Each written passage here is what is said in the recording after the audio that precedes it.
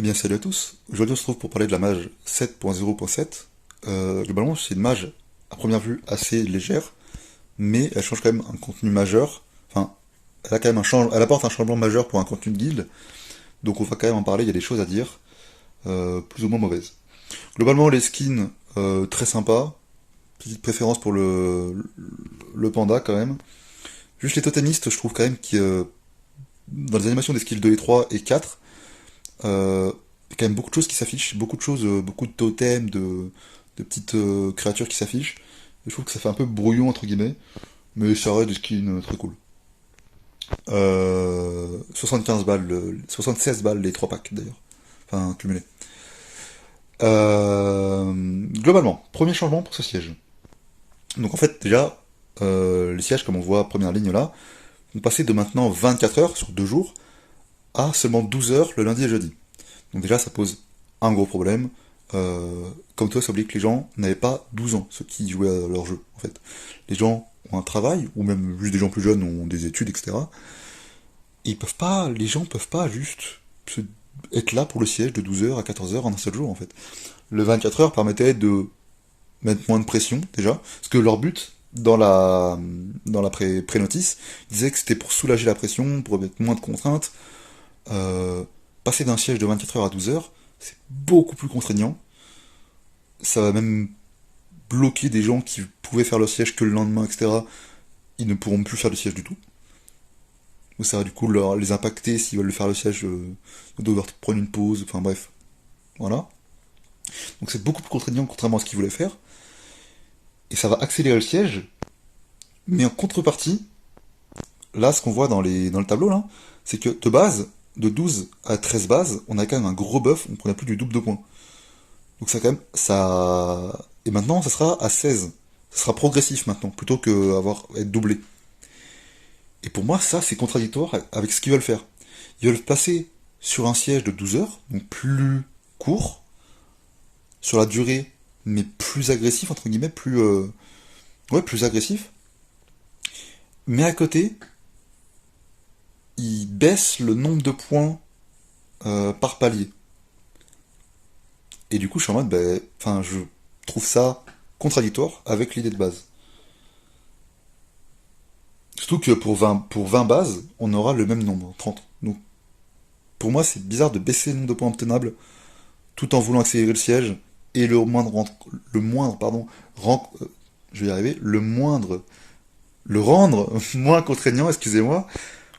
Fallait me coucher. Donc voilà, pour moi, c'est bizarre. Mais pourquoi pas? Autre changement, c'est cette jonction entre les bases 12 et 9 et 8 et 11. Pour moi, c'est un grand coup dans la stratégie du siège. Un grand coup négatif. Je m'explique. Après, je suis pas en G3 ou en tournoi, etc. Mais pour moi, les def 4 nat, donc les tours 4 nat, c'est des emplacements assez stratégiques, entre guillemets. Imaginons, donc là on est bleu, on prend la 8 jaune, et on est tranquille pendant 1 heure. On peut strater, on peut faire autre chose, on peut prévoir la 4, et on peut aller jusqu'au QG, etc. Mais en tout cas, on est tranquille sur la base 12 en attendant. Mais là, avec cette jonction-là, bah, pendant que la 8 sera en train de se régène, bah, depuis la 9, les jaunes pourront directement nous cutter. Et le fait qu'ils puissent nous cutter directement depuis la jaune, ça nous oblige d'attaquer directement les deux bases en même temps, et les prendre les deux bases en même temps, ou faire d'autres stratégies similaires. En tout cas, je laisse au stratège au lead, excuse-moi, au lead le soin de faire les stratégies. Mais ça ne nous permettra plus de cut comme avant. Avant, on avait une base 8 et on était assuré que c'était un point, entre guillemets, stratégique du siège, et on pouvait avancer à partir de là. Comme la base 10, entre guillemets, les trois bases 10 au milieu, là, étaient quand même assez peu contestées, parce que si tu prenais la base 10 de rouge, par exemple, bah les jaunes, ils pouvaient pas taper dessus par-dessus, enfin, c'était un peu la guerre froide entre les trois, quoi. C'était vraiment là, les bases 4 nat qui étaient vraiment stratégiques dans le siège, je trouve. Et cette jonction-là casse le fait que ce soit stratégique en permettant un cut depuis une base 5 étoiles, etc. Pour moi, ça, c'est une grosse erreur. Mais on verra dans les prochains sièges, ça se trouve, ce sera juste incroyable et bien vu comme tous. Hein. Pourquoi pas. Ensuite, ils augmentent, et ça, c'est bien parce que récemment, ils avaient augmenté légèrement les drops en coffre. Et là, ils augmentent les récompenses après chaque siège et au niveau des tournois. Donc c'est très cool. Parce que j'avoue que c'était pas terrible. Et d'ailleurs, s'ils pouvaient faire ça en arène, parce que faire Legion arène pour 300 cristaux et un 4 nat HOH, ça donne pas envie. Hein. Vraiment, vraiment pas.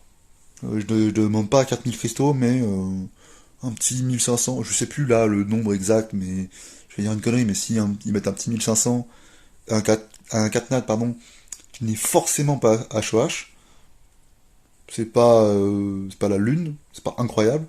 Enfin, si, c'est très bien. Je veux dire, c'est pas broken. Donc voilà, s'ils pouvaient faire ça aussi en arène, c'est pas mal. Mais globalement, ce qui se passe, c'est qu'en point de guilde, on a un bonus assez conséquent. Par exemple, on voit que top 1, on passe de 1500 points de guilde à 2000. C'est quand même plus d'un tiers. Enfin, c'est quand même un tiers de plus, quoi. Donc c'est quand même assez conséquent. Du coup, c'est le... Est-ce que c'est le 40% qui parle là? Non, c'est pas le 40% qui parle là. Enfin, le 50% du coup, pardon. Euh, En cristaux, on a plus de la moitié. À partir du conquérant 1, on fait plus de la moitié en supplément. C'est en fin de saison, par contre, ça. Hein. Les cristaux, c'est en fin de saison. On fait plus de la moitié en supplément. Et ça, c'est énorme, en vrai. Ça, c'est vraiment énorme.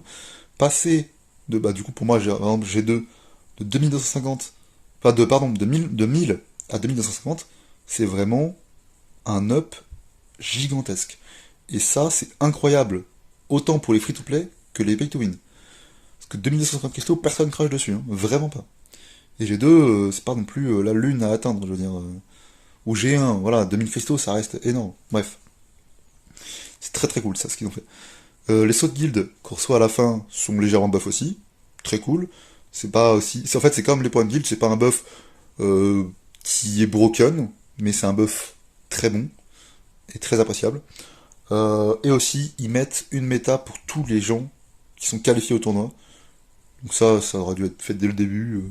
T'es qualifié au tournoi, t'as pas de méta, c'est quand même hyper frustrant. Parce que par exemple, si on compare avec la RTA, dès que tu fais G1, t'as une méta. Si je dis pas de bêtises. Ou c'est peut-être même le C3. Je pense que c'est le G1. J'ai un doute. Dès que t'es G1, t'as une méta. Donc là, ça devrait être pareil. Dès que t'es G3, t'as une méta.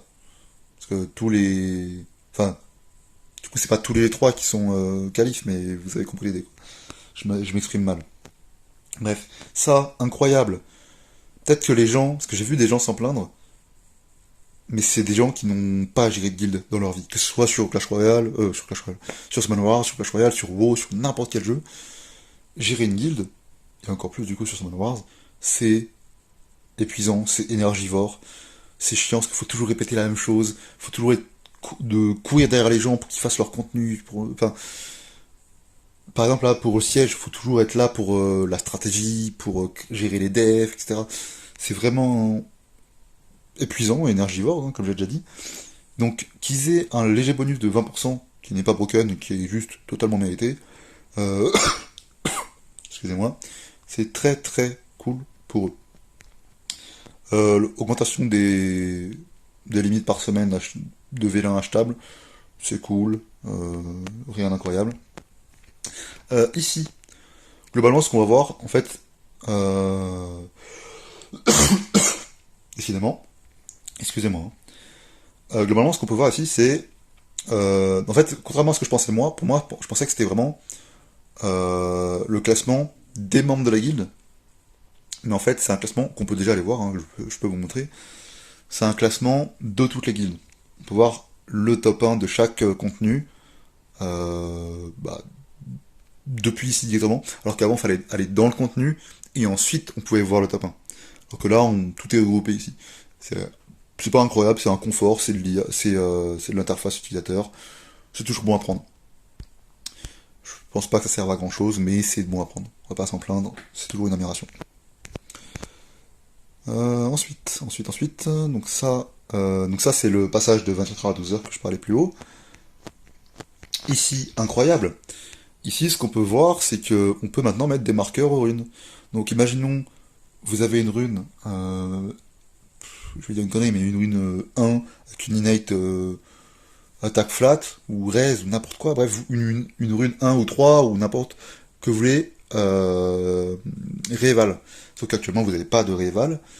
Du coup, vous mettez un petit marqueur, et dans 6 mois, quand vous aurez 40 rééval, et que vous voudrez faire une session rééval, bah, vous aurez pas à chercher vos runes. Après, beaucoup de joueurs s'en souviennent, mais quand vous commencez à avoir 20, 30, 40, 50 runes, vous mettez un marqueur, vous faites, et on peut directement y voir ici, hein. En fait, on peut directement chercher, on s'en fout. On peut directement chercher par un marqueur. Donc imaginons, je vais mettre un marqueur là-dessus, je sais pas comment ça marche, hein, j'ai pas encore testé. Tac. Et si je veux mettre que les runes, alors faut pas que je me trompe, que les runes qui ont le marqueur 1, ça fait directement les runes qui ont le marqueur 1. Du coup, c'est trop bien pour les runes réap. Aussi, vous pouvez, là j'improvise, mais par exemple, vous pouvez mettre sur le marqueur 2, vous pouvez mettre que des runes adaptées à un support. Sur le marqueur 3, que des runes adaptées à un hooker. Sur le marqueur 4, que des runes adaptées à un bruiser. Et comme ça, quand vous chopez un runage, par exemple, bah non, j'ai pas l'exemple. Quand vous chopez un mob, bah au lieu de vous dire, ouais, est-ce que j'ai, je sais pas, j'ai PV pour cent en tel emplacement, tac. Ah merde, j'ai pas enlevé ça, pardon. Faut le mettre tout du coup. Paf. Plutôt que vous dire, ouais, est-ce que j'ai le bon truc, machin, bah vous mettez directement, ouais, c'est vrai que mon marqueur 4, c'est mes runes support. Du coup, vous mettez juste le marqueur 4 et ça va mettre directement les runes support. Donc pour moi, ça c'est très très cool pour tout ce qui est gestion de runes. Si on combine ça avec, j'ai plus le nom ce Manowar Optimizer, bah, en fait, ça rend la gestion de runes ultra pratique. Et je crois par contre que ce n'est pas en gestion d'artefacts. Évidemment. Je crois que c'est pas en gestion d'artefacts et c'est un peu dommage. Si c'est en gestion d'artefacts, j'ai rien dit, autant pour moi. Mais du coup, je trouve ça trop cool. Pareil du coup pour les artefacts, si vous voulez mettre dans une catégorie tous les artefacts support, qui ont un Inch S3, qui ont un truc sur l'attaque, tout ça, c'est vraiment de l'optimisation et je trouve ça trop cool. Ça paraît être un détail, mais je trouve ça vraiment trop cool. Même rien que si on parle pour marquer les runes à Réval, c'est déjà trop bien. Ça c'est quoi? Je me rappelle plus. Ah oui, ça explique juste la catégorie, pardon. Donc ça explique qu'on peut trier par, par marqueur. Ah oui, ça. Alors ça, j'étais même pas au courant que c'était même pas possible. Globalement, d'accord. Excusez-moi, petite mage. Parce qu'il y a eu une petite erreur au niveau des skins empereurs, au niveau de, comment il s'appelle, Okeanos. Donc ils ont fait un petit correctif, ça a coupé. Donc je disais, globalement, ce qu'on peut faire ici, c'est que quand on va là, imaginons, je vais regarder lui, bah, je peux directement le voir là. Alors qu'avant, on était obligé de cliquer dessus, et là on pouvait le voir. Et en fait, moi je savais même pas que c'était pas possible ça avant, parce qu'en fait bon après j'ai jamais essayé. Après, est-ce que c'est vraiment intéressant? Je pense que oui, parce que faut que je trouve un exemple rapidement. Imaginons que je me dis ouais, je veux passer les runes euh, de ma chakram sur autre chose, mais j'ai 14 chakrams. Du coup, je vais juste faire ça, voir laquelle de mes chakrams euh, a les runes que je veux changer. Et du coup, je fais tac, ah bah, je vois que c'est celle-là, enfin pardon, je fais tac, je vois que c'est celle-là, je clique dessus, tac, ensuite je vais sur l'autre mob et voilà, hop, je les place là. Donc je pense que ça peut aider, mais ça rentre vraiment dans le détail de l'optimisation, quoi. C'est pareil, c'est toujours bon à prendre, mais c'est du détail. Globalement, je crois hein, qu'on a fait un peu le tour. Moi, je dis une connerie. Oh, mais non, mais j'ai oublié ça. Incroyable. euh, le TOAL devient enfin un peu intéressant.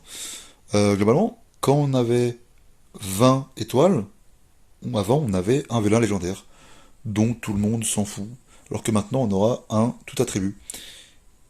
C'est pas grand chose, encore une fois c'est minime c'est minime, c'est quand même bien, mais ça reste minime, mais ça donne une plus-value folle à faire le TOL.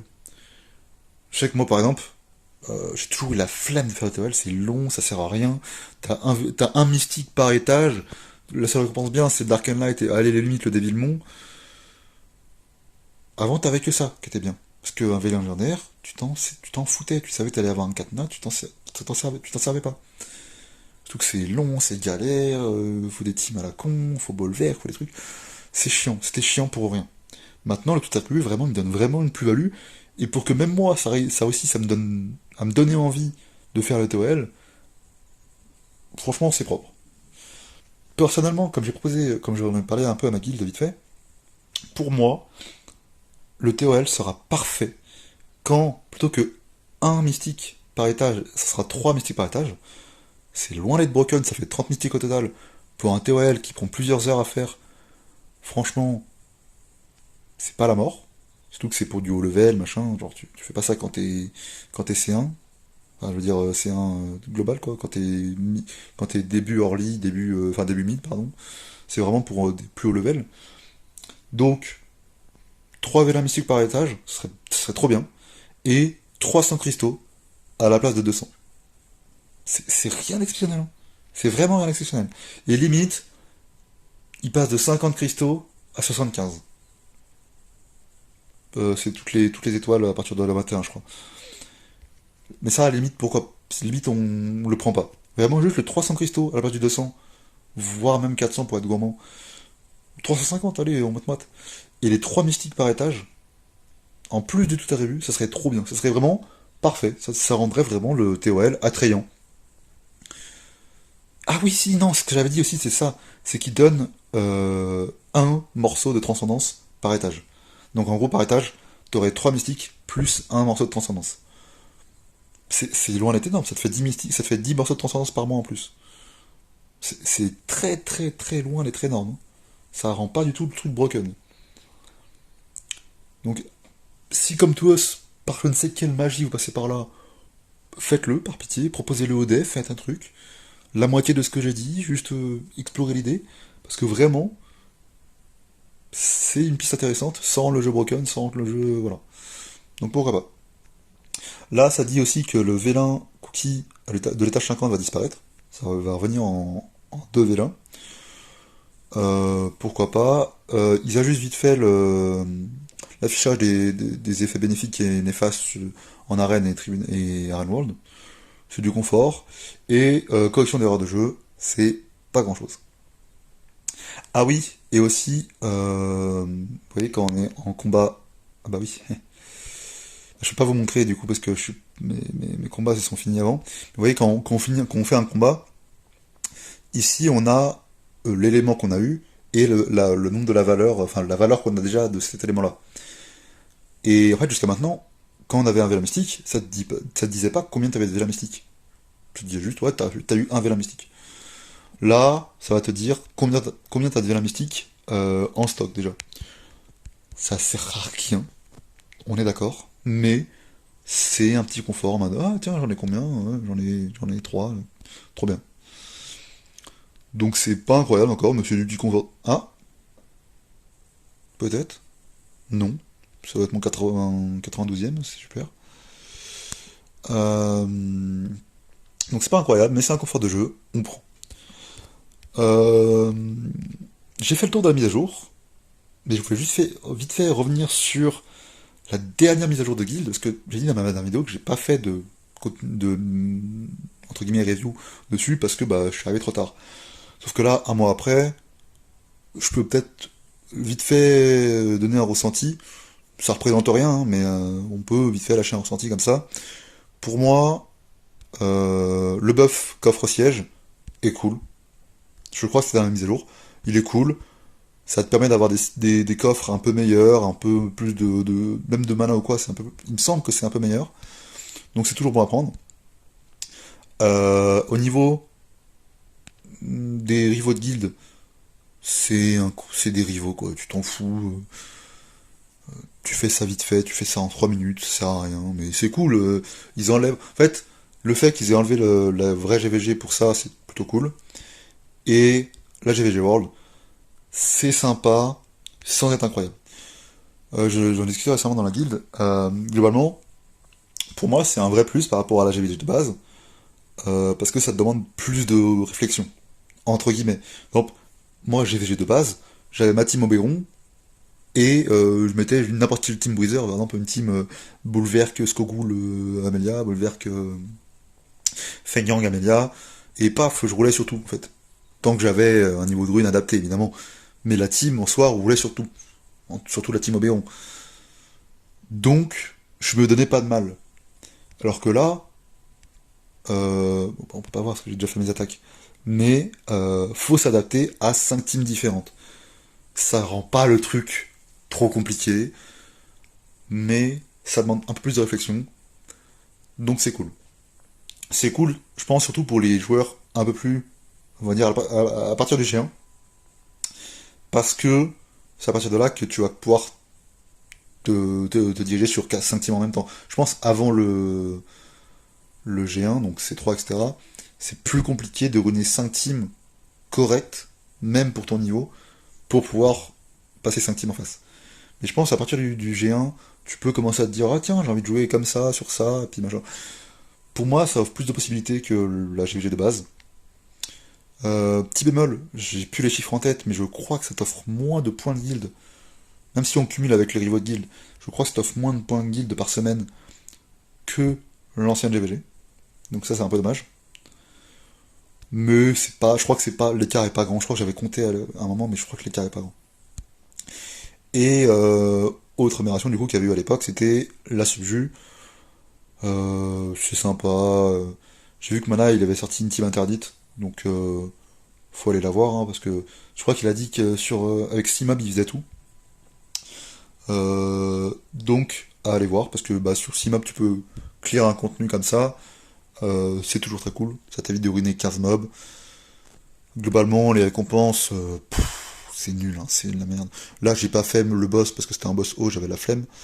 Puis la guilde avait largement les points pour le faire sans moi, donc j'avoue que je me suis pas cassé la tête. Alors que quand c'est un mob feu, en fait, dites-vous, quand le boss final est feu ou vent, vous y allez jumelle haut, comment il s'appelle Balègre, excusez-moi. Et c'est free, vous le fumez avec une Riley et soit un autre support à côté, soit un gros pour faire plus par dégâts. Un verdé.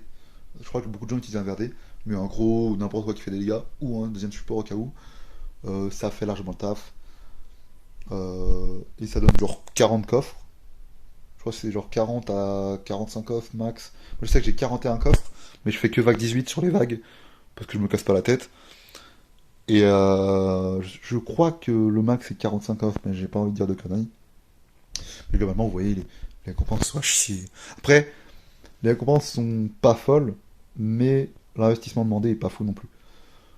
Ce qui est bien, par contre, c'est qu'à la fin, on a 400 points de guild et je crois 650 cristaux. Je vais dire une connerie, mais ouais, 150 cristaux, je crois. Donc ça, c'est toujours bon à prendre. Après, une fois par semaine, peut-être un peu léger, peut-être faire ça 2 fois par semaine. Et du coup, baisser les points de guild à 300.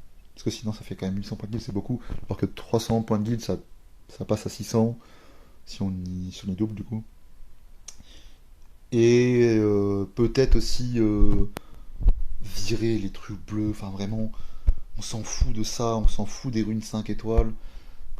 Quand on fait le score max, il devrait pas avoir toutes ces merdes, vraiment. Ça devrait pas exister. Les runes, les 20 000 de mana, ça devrait pas exister. Rien que le mana, laissez le mana comme toi, c'est pas de soucis. Mettez 50 000, mettez peut-être 100 000. Parce que, imaginons là, j'ai donc 3, 4, 5, 6, j'ai 7 fois du mana. 8 fois, 9 fois, pardon. 10 fois, pardon. Ok, je sais pas compter. J'ai 10 fois du mana. Mettez 100 000 par mana, entre 50... Limite, mettez deux options, 50 000 ou 100 000. Et dans ce cas-là, on se fait 900 000 de mana. C'est rien 900 000 de mana actuellement. Actuellement, après je sais que plus ça va, plus t'as du mana, tu sais plus quoi en foutre. Quand on voit des vidéos de VK, de mana, des défis ou de n'importe qui, ils ont 600 millions de mana, ok. Et pour un joueur plus léger, 100 000 de mana c'est trop bien. Et 900 000 de mana total du coup, c'est trop bien. T'as les artefacts à monter, t'as les runes à monter, tout ça plus 15, etc. Faut les GB, faut les meuler. C'est trop bien d'avoir du mana. En vrai. Enfin, du vrai mana, pas des 30 000. Donc, faudrait que comme Tuos, ok, à la limite, laisse le mana, mais ils en font des vraies quantités. Parce qu'avec 20 000, tu montes un niveau de rune. Tu montes ta rune de. Enfin, t'as une chance de monter ta rune de 11 à plus 12 par exemple. Mais une seule fois, parce que sinon c'est pas drôle. Là, je pense que sur le total, j'ai eu quoi, 150 000 de mana? Peut-être 200 000? J'en fais quoi de 200 000 de mana? Ça sert à rien. Donc ça, ce serait le bémol que j'aurais à dire sur la subju. C'est les récompenses sont vraiment pas folles. Même si l'investissement demandé est pas fou, derrière, les récompenses sont pas folles. Donc, il laisse. Je demande pas d'avoir des vélins par million. Laisser les quantités comme ça, juste pas de runes 4 étoiles. Enfin 5 étoiles, pardon. Limite laisser les runes bleues, parce que pour les early c'est cool, pour les early même mid, c'est plutôt cool. Mais pas de runes 5 étoiles, on s'en fout en vrai. Et des vraies quantités de mana quoi. Des vraies quantités de mana et pas 20 000, on s'en fout. Bref. Globalement, je pense que j'ai fait le tour du coup de la mise à jour et de l'ancienne mise à jour de guild. Il y avait plus de choses à dire que ce que je pensais, mais je pense que d'ici un mois ou deux, je reviendrai sur la stratégie de siège. Est-ce qu'elle a changé ou pas? Est-ce que ce 12 heures de siège et cette nouvelle jonction de base apportent vraiment quelque chose? Je pense que la vidéo sera beaucoup plus courte. Là, elle doit faire 15 minutes la vidéo, mais je pense que la prochaine vidéo sera beaucoup plus courte, hein. Ce sera juste un récap. Mais j'ai peur parce que 12 heures c'est vraiment pas beaucoup, hein. Et la jonction, ça me paraît étrange pour la stratégie, mais bon, à voir ce que ça va donner. Et je vous dis à la prochaine, salut.